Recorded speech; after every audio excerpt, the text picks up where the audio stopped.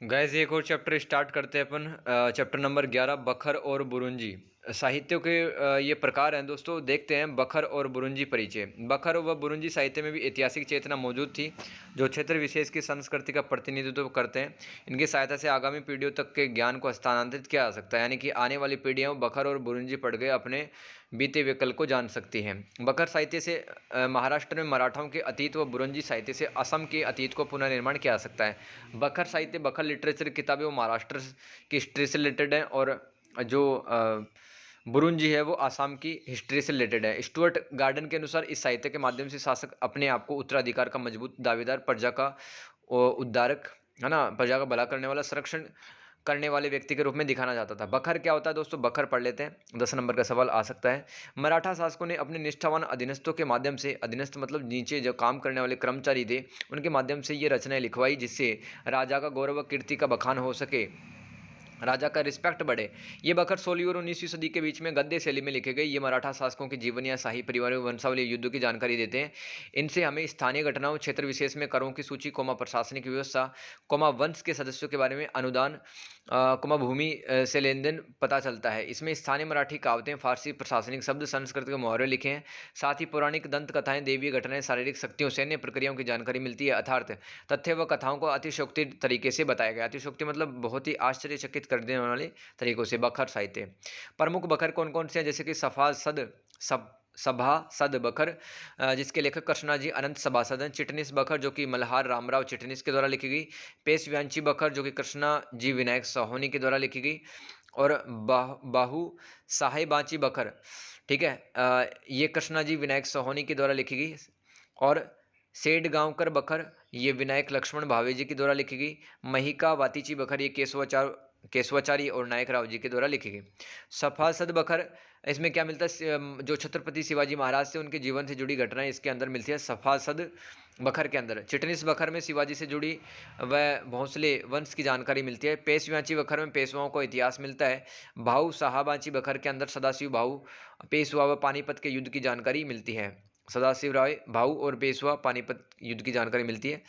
सेठ गांवकर बखर में शिवाजी के जीवन से संबंधित जानकारी मिलती है। महिका वातीची बखर में 12वीं से 16वीं सदी के बीच में कोंकण क्षेत्र, कोंकण मतलब महाराष्ट्र और गोवा का जो इलाका है वो कोंकण क्षेत्र कहलाता है, वहाँ के इतिहास के बारे में पता चलता है। पहला देख लेते हैं सभासद बखर। शिवाजी के बेटे राजा राम ने कृष्णा जी अनंत को शिवाजी की जीवनी लिखने का काम दिया था। शिवाजी के बेटे राजा राम ने कृष्णा जी अनंत को शिवाजी की जीवनी लिखने का काम दिया था। इसमें मालोजी भोसले शिवाजी के दादा थे, उनके बारे में बताया गया, जो कि अहमदनगर निजाम के दरबार में कार्य किया करते थे। सभासद बखर में और क्या जानकारी है दोस्तों? शिवाजी के अलावा शिवाजी द्वारा मालोजी की सेवा करना, मराठा राज्य की स्थापना करना, शिवाजी का जन्म मृत्यु लिखा है। शिवाजी द्वारा अफजल खान की मृत्यु की गई वो भी लिखा है। वेंकोजी भोसले के साथ मुलाकात वो भी लिखा है। इस बखर, सभासद बखर को मराठी भाषा में लिखा गया। चूँकि लेखक शिवाजी का समकालिक था, इसलिए यह छत्रपति शिवाजी के जीवन को जानने के लिए एक महत्वपूर्ण बखर है। तो उसने सही बातें लिखी हैं, क्योंकि जो लेखक है सभासद बखर के कृष्णाजी अनंत, है ना, तो ये है ना, ये छत्रपति शिवाजी महाराज के टाइम पर भी जिंदा थे और उस समय लिख रहे थे, जो तो कुछ देख रहे थे। चिटनिस बखर पढ़ लेते हैं। यह भी मराठी भाषा में लिखी गई शिवाजी की एक आत्मकथा। यह है मल्हार रामराव चिटनिस के द्वारा लिखी गई। इनके पूर्वज शिवाजी के दरबार में प्रधान लिपिक थे। लिपिक मतलब बाबू, है ना, क्लर्क, जिनको चिटनिक भी कहा जाता है। यह बखर साहू द्वितीय के आदेश पर लिखी गई। यह बखर कालानुक्रम यानी कि क्रोनोलॉजी के अनुसार लिखी नहीं है ना। तो तिथि हैं वो थोड़ी आगे पीछे लिखी है इसमें डेट। जादूनाथ सरकार के अनुसार यह विश्वसनीय बखर नहीं है, फिर भी इसमें शिवाजी के प्रारंभिक जीवन के बारे में पता चलता है।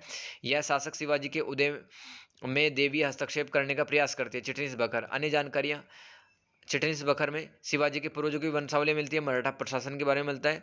मराठाओं का दक्कन में प्रसार, शिवाजी के दक्षिण में अभियान, शिवाजी का राजतिलक मिलता है। नोट लगा के पॉइंट लिखेंगे। इस बखर में शिवाजी को देवीय पुरुष बताया गया तथा भवानी मराठों को सुरक्षित देती है। ठीक है, भवानी मतलब जो कुल माता है, राजमाता है, ठीक है, वो मराठों को बचाने का काम करती है। ये सब लिखा है किसके अंदर? चिटनिस बखर के अंदर, लेकिन संदिग्ध थोड़ा ये बखर। इस बखर में शिवाजी द्वारा स्थापित एक सूचना विभाग की जानकारी मिलती है। सूचनाओं के प्रबंध हेतु जो हलकारों की नियुक्ति की, जो इन्फॉर्मेशन डिपार्टमेंट था वहाँ पे एक प्रकार की पोस्ट का नाम है हलकार। हलकार सूचना को मैनेज करते थे। सूचना इकट्ठा करने का काम मुंशी मुखिया करते थे, जो अखबारों को बंद पत्रों को मौखिक रूप से सूचना को संग्रहित कर राजा को प्रत्येक दिन की जानकारी बताते थे। भाऊ साहेब बांची बखर क्या है? यह बखर 1761 ईस्वी के पानीपत के तीसरे युद्ध की कहानियां बताते हैं, जो मराठा व शाह अहमद शाह अब्दाली के द्वारा लड़ेगी। यह बखर मराठी भाषा में लिखा गया। अन्य जानकारियां इसमें क्या क्या है? सिंधे व होलकर के बीच में प्रतिस्पर्धा के बारे में पता चलता है। मुगल दरबार, अवध के नवाब, रोहिलाओं के बारे में, राजपूत व जाटों की राजनीतिक स्थिति के बारे में भाऊ साहेबांची बखर में मिलता है। इस बखर में उन कारणों का विश्लेषण किया गया जिससे मराठों की ताकत कम हो गई थी। यह बखर मराठा साम्राज्य के मुख्य पात्रों के कार्यों का विश्लेषण करके उन्हीं का परिणाम बताते हैं। यह बखर मराठा साम्राज्य की राजनीतिक विशेषताओं के बारे में बताते हैं। महिका बातीची बखर क्या है?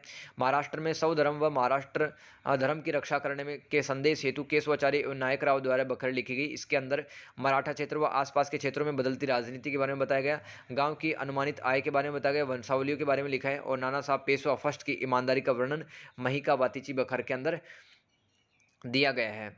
इस बखर में तिथियों व स्थानों को लेकर भ्रम पैदा होता है, क्योंकि इसकी शैली प्रशंसनात्मक है, यानी कि राजाओं के प्रशंसा में ये लिखी गई है। महिका बातीची इसलिए संदिग्ध है थोड़ा। संरक्षण, लेखकत्व व प्रामाणिकता। तो एम.एन. देशपांडे के अनुसार बखर इतिहास लेखन मराठों की केंद्रीय सत्ता को मराठा साम्राज्य का राजनीतिक परिवेश, ऐतिहासिक चरित्रों, घटनाओं, परिणामों को बताता है। इन बखरों का लेखक बौद्धिक वर्ग से संबंध रखता था। चिटनीस मराठी साक्षर समाज से आने वाला 18वीं शताब्दी का एक शिक्षित वर्ग का। चिटनीस मतलब जो क्लर्क हुआ करते थे मराठा दरबार में, वही ये बखर लिखते थे।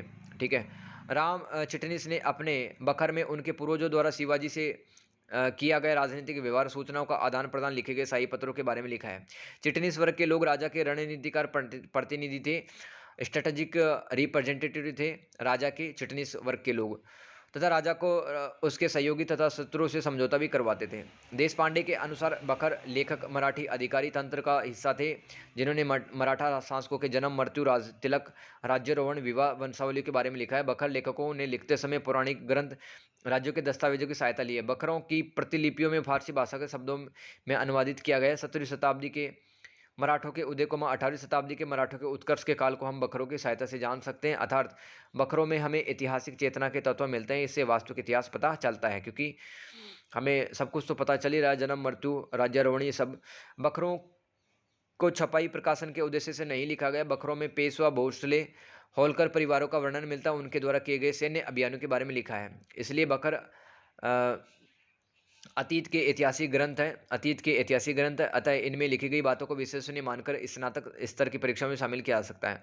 19वीं सदी में ऐतिहासिक लेखन को प्रोत्साहित व संरक्षित करने हेतु चिपलंकुर ने बखर संग्रहालय बनाए, जिससे भावी पीढ़ियां शिवाजी के देशभक्ति और राष्ट्र प्रेम की भावना जान सके। किस प्रकार से उन्होंने प्राचीन भारतीय संस्कृति को और अपने धर्म को, ठीक है, बचाने की कोशिश की। वीर सावरकर ने अपने राष्ट्रवादी आख्यान में बखरों का उल्लेख किया है। बखरों से प्रेरित होकर ही बाल गंगाधर तिलक ने महाराष्ट्र में उत्सवों को मनाने का निश्चय किया था। दोस्तों, दो प्रकार के जो उत्सव त्यौहार थे वो बाल गंगाधर तिलक जी ने मनाए थे। एक तो गणपति उत्सव 1893 और एक शिवाजी उत्सव 1897। बखरों की आलोचना महत्व पढ़ लेते हैं। बखर मराठा अतीत के ऐतिहासिक पुनर्निर्माण के लिए महत्वपूर्ण डॉक्यूमेंट है। वीके राजवाई ने बखरों में लिखी बातों को अतिशयोक्तिपूर्ण, मतलब बढ़ा चढ़ाकर और कल्पनापूर्ण, इतिहास विहीन मानकर कहा कि ये कालक्रम से संबंधित समस्याएं इनके अंदर। अहमद देशपांडे के अनुसार बखर पक्षपातपूर्ण थे, जिसमें तारीखों व कालक्रमों की उपेक्षा की गई है। सभासद बखर में शिवाजी के केंद्रीय शासन के राजत्व के बारे में पता चलता है। पेश व्याची बखर में ब्राह्मणों के सदाचार धर्म के प्रति लगाव को बताया गया। इससे हमें मराठा काल की धार्मिक स्थिति के बारे में पता चलता है। बखरों से हमें लैंगिक स्थिति, जाति, वर्ग प्रश्न के उत्तर नहीं मिलते हैं। बखरों से हमें तत्कालिक स्थानीय इतिहास को जान सकते हैं, क्योंकि उन सार्वजनिक सभाओं का भी उल्लेख मिलता है, जिसमें विद्वान, किसान, ब्राह्मण, व्यापारी है वो बैठा करते थे सभाओं के अंदर। ये सब बखरों के अंदर भी मिलता है। अधिकारी एक जगह इकट्ठा होते थे, क्षेत्र विशेष की समस्याओं को बारे में चर्चा करते थे। इनसे हमें मराठा शासकों के आदर्श राजनीतिक दृष्टिकोणों के बारे में पता चलता है। निष्कर्ष के रूप में कह सकते हैं दोस्तों, बखर जो डॉक्यूमेंट होते थे वो राजा के अधीनस्थ अधिकारी द्वारा किए गए हुए ऐतिहासिक दस्तावेज, जो महाराष्ट्र क्षेत्र के तत्कालिक समय की महत्वपूर्ण जानकारी उपलब्ध करवाते हैं। बुरंजी पढ़ लेते हैं। 10 नंबर का सवाल आ सकता है दोस्तों। 3 शब्दों से, अक्षरों से मिलकर बना है। बू रंजी, ठीक है। बू का मतलब होता है अज्ञानी व्यक्ति, रे का मतलब होता है सिखाना, जी का मतलब होता है भंडार, अर्थात ज्ञान का ऐसा भंडार जो अज्ञानी व्यक्ति को भी सिखा देता है, वो बुरंजी कहलाता है। वाह क्या बात है गाइस, क्या बात है। बुरंजी मतलब ज्ञान का ऐसा भंडार जो कि अज्ञानी व्यक्ति को भी सिखा देता है। ये ऐतिहासिक दस्तावेज है बुरंजी, जिसमें अहोम शासकों मतलब जो असम के जो राजा थे उनके नाम लिखे हैं, उनके जीवन कोमा वंशावलियां कोमा घटनाएं मिलती हैं। इनकी सहायता से असम के साहित्य का पुनर्निर्माण किया जा सकता है। बुरंजी लेखन में दरबार के भीतर व बाहर की घटनाओं के बारे में पता चलता है। बुरंजी सरकारी व निजी होती हैं। असम की ऐतिहासिक और सामाजिक परंपराओं को समझने हेतु अंग्रेजों ने चंद्र बरुआ को बुरंजी दस्तावेजों का अनुवाद करने के लिए कहा था। असम के अतीत को समझने हेतु बुरंजियों का संकलन कोमा संग्रह किया गया, जिसमें दो विद्वानों के नाम आते हैं, एक तो डॉक्टर सूर्य कुमार और हेमचंद्र गोस्वामी। अहोम दक्षिण पूर्व एशियाई जनजाति ताई के वंशज है। दक्षिण पूर्व एशिया की एक ट्राइब रही है दोस्तों ताई, उसी के वंशज है अहोम। अहोम वर्तमान में असम के नरजातीय समूह अहोम साम्राज्य की स्थापना करने का श्रेय सुकफा को दिया जाता है, जो कि 1228 ईस्वी को पटकाई पर्वत श्रृंखला पार करते हुए ब्रह्मपुत्र घाटी में पहुंचे थे। इन्होंने रास्ते में अनेक जनजातियों को हराया था। किसने? सुकफा को, ठीक है। उन्होंने अहोम साम्राज्य की स्थापना की थी। असम में बुरंजी लेखक सुकफा को ही सुकफा लेकर आए थे। बुरंजी इन्होंने अपने अधिकारियों को बुरंजी लिखने के लिए आदेश व दिशा निर्देश दिए, ठीक है। तो खुद भी लिखा और अपने अधिकारियों को भी दिशा निर्देश दिए कि भाई असम का इतिहास लिखो बुरंजी। सुकफा ने 1268 ईस्वी तक शासन किया। बाद में इनके बेटे सुतेउफा ने शासन किया। इसने अहोम राज्य की सीमा बढ़ाई, जिससे अहोमों का चुटिया, कचारी, भुयान जैसी क्षेत्रीय शक्तियों से सीधा सामना नहीं होता था। 16वीं सदी में अहोमों को कोच व मुगलों से चुनौतियां मिली। असम समय के साथ बुरंजियों में नवीनता आती चलेगी, जैसे अब राजा अधिकारियों को उपाधि देने लगे, जैसे कि दोस्तों स्वर्ग देव राजा को, मतलब ये टाइटल्स के नाम है। स्वर्ग देव राजा, स्वर्ग के देवता के समान राजा। देवधाई ये पुरोहित, ठीक है। काकती कूटनीति, मतलब ये टाइटल्स दिए जाते थे राजाओं को। नोट लगा के लिखेंगे बुरंजियों को सुरक्षित भंडारगृह में रखा गया, जिससे कि गोंदिया भोराल कहा जाता है, और इसकी सुरक्षा की जिम्मेदारी गोंदिया फुकान करता है, ठीक है। जहां पर बुरंजियों को रखा जाता है उस कमरे को कहते हैं गोंदिया भोराल, और गोंदिया भोराल कमरे की जो जिम्मेदारी है वो गोंदिया फुकान नाम का एक आदमी करता है। याद रखना गोंदिया भोराल और गोंदिया फुकान क्या चीज़ है। अहोम साम्राज्य में इतिहास लेखन विभाग के अधिकारी को बोरगोहेन कहा जाता है। बोरगोहेन। बुरंजियों में लिखा ज्ञान पवित्र होता है, इसलिए इनमें विद्वता होना सत्ता की विद्वता से सीधा जुड़ा है। बुरंजी लेखन को शादी विवाह के मौकों पर भी पढ़ा जाता है। इस प्रकार की रीतियों से उन्होंने अपने पूर्वजों का सम्मान किया है। 1826 की यडाबू संधि के बाद अहोम शासकों का शासन कम होता चला गया। यडाबू की संधि याद रखना 1826 के बाद में। 1826 की याडाबू संधि के बाद में अहोम शासक है दोस्तों, उनका जो पकड़ है असम राज्य पर वो कमजोर होता चला गया। प्रमुख बुरंजी पढ़ लेते हैं। देवदाऊ बुरंजी, इसमें क्या लिखा है? देवदाई को अहोम की प्राचीनतम लिखित पांडुलिपि के नाम से जाना जाता है। इसमें मुख्यतः अहोमों व सृष्टि से संबंधित मिथक व कथाएं हैं। देवदाई बुरंजी। देवदाई कथा के मुताबिक लैंगडन ने अपने बेटे थेंग खाम को स्वर्ग से उतारकर अहोम साम्राज्य स्थापित करने के लिए कहा, लेकिन इन्होंने मना कर दिया। उनके अन्य बेटे थे खुन लुंग तथा खुन लाई को सोने की जंजीरों के माध्यम से धरती पर भेजने की व्यवस्था की, है ना। उन्होंने मुंगराम दक्षिण चीन में एक यूनान प्रांत है, वहाँ पर खुद को स्थापित किया। मुंगराम एक जगह है दोस्तों, वहाँ पर ये लैंगडन के जो वंशज थे वो आए और अहोम साम्राज्य की स्थापना की। लैंगडन ने इनकी सोमदेव मूर्ति, जादुई तलवार और 2 ढोल और तथा 4 मुर्गी इनको सौंप दिए थे लैंगडन ने। सोमदेव की मूर्ति सुकाफा अपने साथ भारत लाया। समय के साथ यह मूर्ति दूसरे शासकों के पास जाती रही। लैंगडन इंद्र देवता कहलाए तथा अहोमों को इंद्रवंशी बजाया जाता है। तो लैंगडन से शुरुआत हुई दोस्तों। थेंग खाम ने तो मना कर दिया। लैंगडन के जो अन्य बेटे थे खुन लुंग तथा खुन लाई, उनको सोने की जंजीरों के माध्यम से धरती पर भेजा। ये एक मतलब द्वंद कथा है एक टाइप की, ठीक है। तो वो जो 2 बेटे थे खुन लुंग और खुन लाई, ये मुंगराम नाम की जगह पे आए, अहोम साम्राज्य स्थापित किया। उसके बाद में सुकफा आए, ठीक है। और सुकफा है वो सोमदेव की मूर्ति अपने साथ में रखते थे। ये देवदाई बुरंजी में कहा जाता है, ठीक है। एस के भुयान द्वारा इसका कंपाइलेशन और इसको छापा गया देवदाई बुरंजी को। इस बुरंजी में अहोमों के पहले राजा सुकफा से नारिया राजा तक, ठीक है। टोटल कितने राजा हुए हैं, मतलब सुकफा से नारिया राजा तक वर्णन मिलता है। इसमें राजा सुकाफा को दूरदर्शी कुशल विजेता के रूप में बताकर सफल राजा बताया है। किसमें? देवदाई बुरंजी के अंदर दोस्तों, है ना। क्या बताया है? तारीफ की है, किसकी? सुकफा की। और नारिया राजा तक पूरे राजाओं का वर्णन इसमें मिलता है। इसमें हम अहोमों के पड़ोसी जनजाति क्षेत्रों के साथ संबंध जान सकते हैं। काम रूपोरु कामरूप और बुरंजी, यह बुरंजी सूर्य कुमार भूयान के द्वारा संपादित की गई। इसमें कामरूप यानी कि असम का जो पुराना नाम तो कामरूप था, उनके कोचों व मुगलों के साथ में संघर्ष का पता चलता है। इसके शुरुआत में देखो, कोच है वो एक क्षेत्र का ही नाम है दोस्तों, बिहार के अंदर है, वहाँ की जनजाति का नाम कोच है, ठीक है। इसकी शुरुआत में प्राचीन समय के जो असम के राजाओं के नाम मिलते हैं। पाल शासक धर्मपाल का भी जिक्र इसमें मिलता है कामरूप और बुरंजी के अंदर। ब्राह्मणों ने कामाख्या मंदिर में उपासना करके इस क्षेत्र में परंपरा को प्रभावित किया था। इसमें गयासुद्दीन बलबन किए गए। देखो, गयासुद्दीन बलबन ने है ना असम पे हमला किया था, ठीक है। असम पे हमला किया तो उसके द्वारा जो नुकसान हुआ है असम के लोगों को, असम की संस्कृति को, वो जो हानि है, वो विध्वंस है, वो किस में लिखा है? वो कामरूप और बुरंजी के अंदर लिखा है, ठीक है। इससे हम अहोम शासकों की सैन्य राजनीति रणनीति को जानने के साथ साथ अभिजात्य वर्ग असम के लोगों के बारे में जान सकते हैं। इस बुरंजी से मुस्लिम शासकों के अहोम साम्राज्य पर आक्रमण, अंग्रेजों के इस क्षेत्र में हस्तक्षेप के बारे में पता चलता है। बादशाह बुरंजी क्या? इस बुरंजी का संपादन एस के भुयान द्वारा किया गया। मोहम्मद बख्तियार जब अहोम साम्राज्य पर आक्रमण करने के उद्देश्य से असम जाता है तो नदी के उफान में मुस्लिम सेनाएं चपेट में आ जाती हैं। इससे सल्तनत काल को मनसबदारी व्यवस्था, सल्तनत काल सुदृढ़ीकरण, मुगलों के आगमन का पता चलता है। देखो, बादशाह बुरंजी के अंदर क्या, जब मोहम्मद बख्तियार असम पे आक्रमण करता है तो वो सब कुछ लिखा है। इसके अलावा सल्तनत काल में मनसबदारी व्यवस्था क्या थी, सल्तनत काल सुदृढ़ीकरण कैसे हुआ, मुगलों का आगमन कैसे हुआ असम के अंदर, वो सब लिखा है ना, बादशाह बुरंजी में। इस बुरंजी में अहोम राजाओं व मुगलों के बीच पत्र व्यवहार का भी पता चलता, मतलब एक दूसरे को लेटर दिया करते थे उस टाइम पे, क्योंकि FB व्हाट्सएप तो था नहीं। जैसे औरंगजेब मीर जुमला दिलेर खान ने अहोम राजाओं को काफ़ी ज़्यादा पत्र लिखे हैं। औरंगजेब ने, मीर जुमला ने और दिलेर खान ने। त्रिपुरा बुरंजी पढ़ लेते। त्रिपुरा बुरंजी क्या है? यह बुरंजी अहोम व त्रिपुरा शासकों के बीच में संबंधों को बताती है। यह दो लोगों ने लिखी है जो अहोम राजा स्वर्गदेव रुद्र के राजदूत थे। एक तो रतन कंडली और एक अर्जुन दास ने त्रिपुरा बुरंजी लिखी है, रतन कंडली और अर्जुन दास ने। इससे हमें निम्न जानकारी मिलती है। मुगलों के बारे में पता चलता है। 18वीं सदी में अहोम राजाओं की महत्वाकांक्षा यानी कि उनकी क्या इच्छा रही थी उस टाइम पे, वो पता चलती है त्रिपुरा बुरंजी में।